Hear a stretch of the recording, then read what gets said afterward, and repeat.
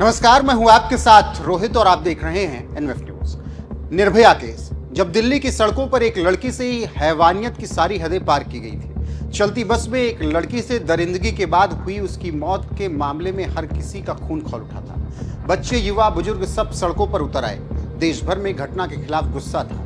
हर कोई दोषियों के लिए फांसी की सजा की मांग कर रहा था और अदालत से मिली फांसी की सजा के बाद उन दरिंदों को फांसी पर लटकाया भी गया। इस वारदात के ठीक 12 साल बाद एक बार फिर सड़कों पर ऐसा ही गुस्सा देखने को मिला और वी वांट जस्टिस के नारे लगे और फिर एक बार मांग उठी फांसी की। 9 अगस्त 2024 को कोलकाता के आरजी कर मेडिकल कॉलेज में ट्रेनी डॉक्टर से दरिंदगी हुई थी और उसके बाद हत्या कर दी गई थी। जघन्य कांड ने एक बार फिर से निर्भया कांड की याद दिला दी थी।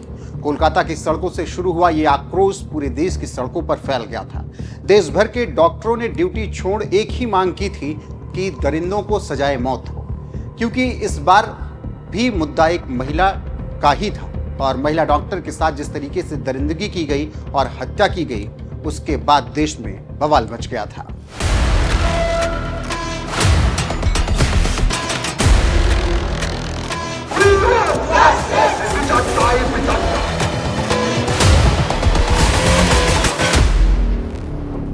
देश भर में छाए कोलकाता आरजी कर मेडिकल कॉलेज में ट्रेनी डॉक्टर से दरिंदगी और हत्या के मामले में कुछ ही दिनों पहले कोलकाता की सियालदाह कोर्ट ने आरोपी संजय रॉय को दोषी करार दिया और आज उसे उम्र कैद की सजा सुनाई गई। संजय रॉय को मरते दम तक जेल में अब रहना होगा, साथ ही 50,000 रुपए का जुर्माना भी लगाया गया। हालांकि सीबीआई ने संजय रॉय के लिए फांसी की सजा की मांग की थी, लेकिन कोर्ट ने इस केस को रेयरेस्ट ऑफ रेयर नहीं माना, इसीलिए मौत की सजा से इनकार कर दिया। सजा सुनाने से पहले एक बार फिर कोलकाता के डॉक्टर्स और मेडिकल के छात्र कोर्ट के बाहर जमा हो गए और संजय रॉय को फांसी की सजा दिए जाने की मांग करने लगे और लोगों के बीच इस बात को लेकर गुस्सा है कि उसे उम्र कैद क्यों दी गई। संजय के फांसी के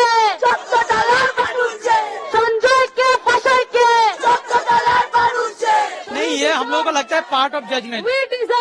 ये हम लोगों को लगता है पार्ट ऑफ जजमेंट। हम लोग चाहते हैं कि इससे भी बड़ा पनिशमेंट होना चाहिए था। ये छोटा सा पनिशमेंट हुआ है। हम लोग और भी जगह पे हम लोग जहाँ रिक्वेस्ट, ये कंप्लीट जजमेंट नहीं लग रहा है। हमको लगता है कि जजमेंट और भी जगह है जहाँ पे हम लोग अप्लाई कर सकते हैं। हम लोग अप्लाई करेंगे और ये एक एग्जाम्पलरी पनिशमेंट नहीं हुआ है। एक लोग जो अपना लाइफ सेव करने के लिए पोस्टेड है, वहाँ पे आप क्या बोलते हैं कि लाइफ चला गया खुद का, तो उसी जगह से हम लोग नहीं मानते कि उसके लिए ये जजमेंट ठीक है। उसके लिए कहीं ना कहीं कंप्लीट जजमेंट नहीं है और कंप्लीट जजमेंट करना चाहिए। फैसले से निराश पीड़िता का परिवार।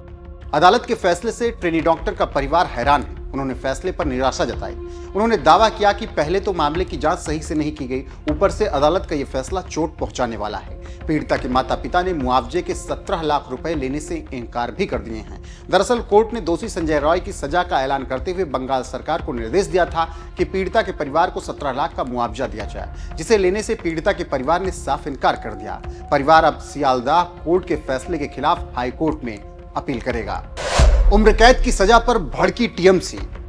कोर्ट के फैसले पर सियासी गलियारों में भी अब चर्चा है। पश्चिम बंगाल की मुख्यमंत्री ममता बनर्जी ने निराशा जताते हुए कहा, यह केस जबरदस्ती कोलकाता पुलिस से लेकर सीबीआई को सौंपा गया।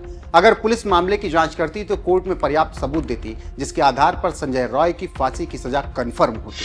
हाँ, देखिए, आरजी कर में आज जो वर्डिक्ट आया है कोर्ट का, हम लोग सेटिस्फाइड नहीं है। क्योंकि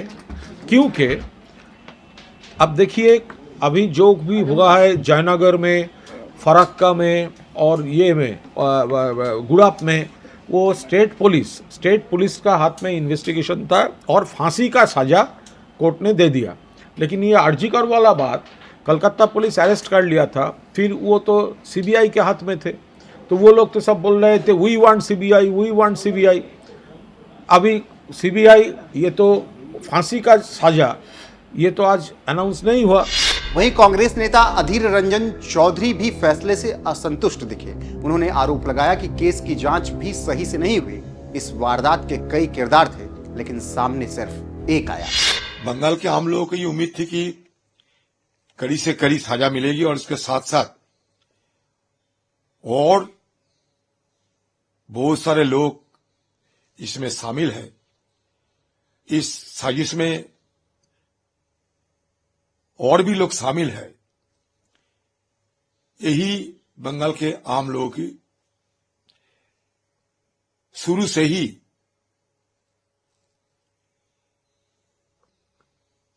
कहते आते हैं,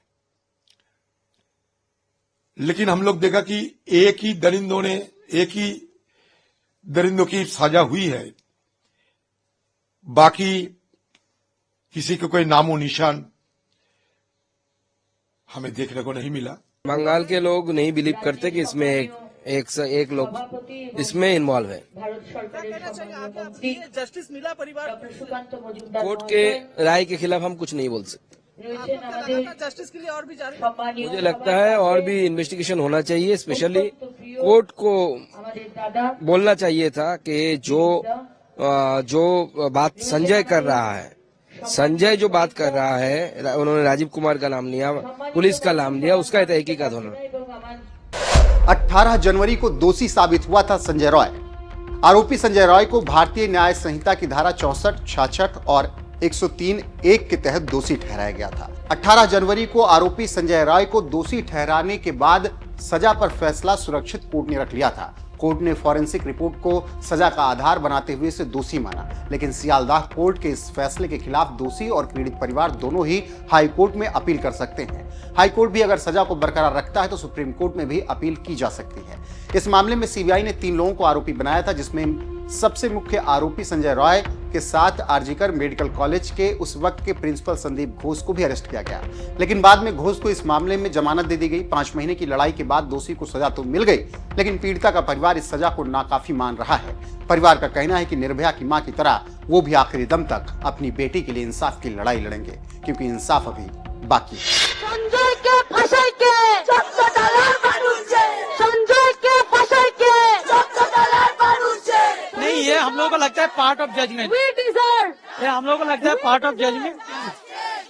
हम लोग चाहते हैं कि इससे भी बड़ा पनिशमेंट होना चाहिए था। ये छोटा सा पनिशमेंट हुआ है।